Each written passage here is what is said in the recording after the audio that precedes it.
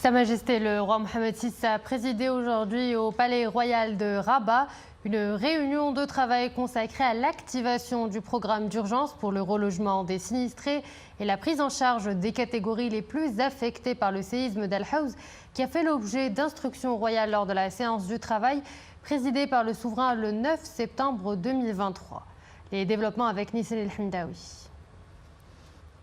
Cette réunion intervient dans le prolongement de la succession de mesures ordonnées par le souverain, visant à mobiliser tous les moyens avec la célérité et l'efficacité nécessaires pour venir en aide aux familles et citoyens sinistrés, et notamment pour déployer dans les plus brefs délais les mesures de réhabilitation et de reconstruction dans les localités touchées par cette catastrophe naturelle d'une ampleur sans précédent. Cette première version du programme de relogement ainsi présentée devant le souverain et qui a été préparée par la commission interministérielle mise en place sur haute instruction royale porte sur environ 50 000 logements totalement ou partiellement effondrés au niveau des 5 provinces touchées. Il consiste d'une part en des actions d'urgence de relogement provisoire, notamment à travers des formules adaptées d'hébergement sur place et dans des structures conçues pour résister au froid et aux intempéries ou dans des sites d'accueil aménagés avec toutes les commodités nécessaires. D'autre part, l'État va octroyer une aide d'urgence de 30 000 dirhams aux ménages concernés. À cet égard, le souverain a attiré l'attention des autorités compétentes sur le caractère extrêmement prioritaire de l'opération de relogement qui doit s'effectuer dans les conditions nécessaires d'équité et d'écoute permanente des besoins des populations concernées.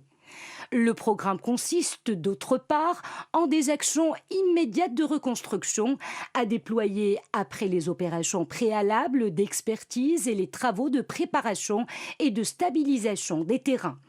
Il est prévu à cet effet une aide financière directe de 140 000 dirhams pour les logements totalement effondrés et de 80 000 dirhams pour couvrir les travaux de réhabilitation des habitations partiellement effondrées.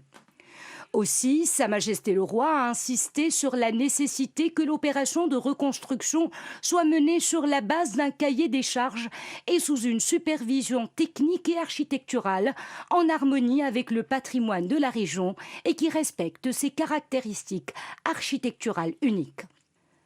Par ailleurs, et au cours de cette même séance de travail, Sa Majesté le Roi a réitéré ses hautes instructions pour que la réponse soit forte, rapide et volontariste, tout en respectant la dignité des populations, leurs us et coutumes et leur patrimoine. Les mesures devront non seulement œuvrer à réparer les dégâts du séisme, mais également à lancer un programme réfléchi, intégré et ambitieux pour la reconstruction et la mise à niveau général des régions touchées, aussi bien en termes de renforcement des infrastructures que de rehaussement de la qualité des services publics. Ce programme aux dimensions multiples mobilisera principalement les moyens financiers propres de l'État et des organismes publics et sera également ouvert aux contributions provenant des acteurs privés et associatifs, ainsi que des pays frères et amis qui le souhaiteraient et auxquels Sa Majesté le Roi renouvelle à cette occasion les remerciements les plus sincères du Royaume du Maroc. Lors de cette réunion, Sa Majesté le Roi a également évoqué un sujet tout aussi prioritaire et crucial, qui est la prise en charge immédiate des enfants orphelins qui se retrouvent aujourd'hui sans famille ni ressources. Le souverain a demandé à ce que ces enfants soient recensés et octroyés le statut de pupille de la nation.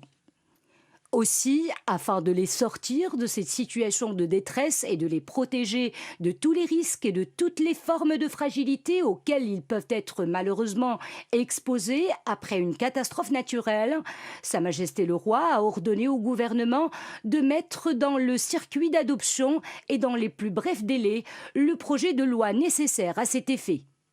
Au travers de la vision et de l'action de son souverain, le Maroc démontre encore une fois la capacité de résilience qui le caractérise et qui lui permet de faire face aux épreuves et aux défis avec force, sagesse et détermination, et ce, grâce à la force de ses institutions et à la solidarité et à la générosité de son peuple. Ont pris part à cette réunion de travail le chef du gouvernement, M. Aziz Akhnouch, le conseiller de Sa Majesté le Roi, M. Fouad Ali Himma, le ministre de l'Intérieur, M. Abdelwafi Ftit, le ministre des Habous et des Affaires islamiques, M. Ahmed Tawfiq, la ministre de l'Économie et des Finances, Mme Nadia Fattah, la ministre de l'Aménagement du Territoire national, de l'Urbanisme, de l'Habitat et de la Politique de la Ville, Mme Fatem Zahra Al-Mansouri, le ministre délégué auprès de la ministre de l'Économie et des Finances, chargé du budget, M. Fawzi El-Qjah, ainsi que le général de corps d'armée, Mohamed Brid, inspecteur général des forces armées royales et commandant la zone sud.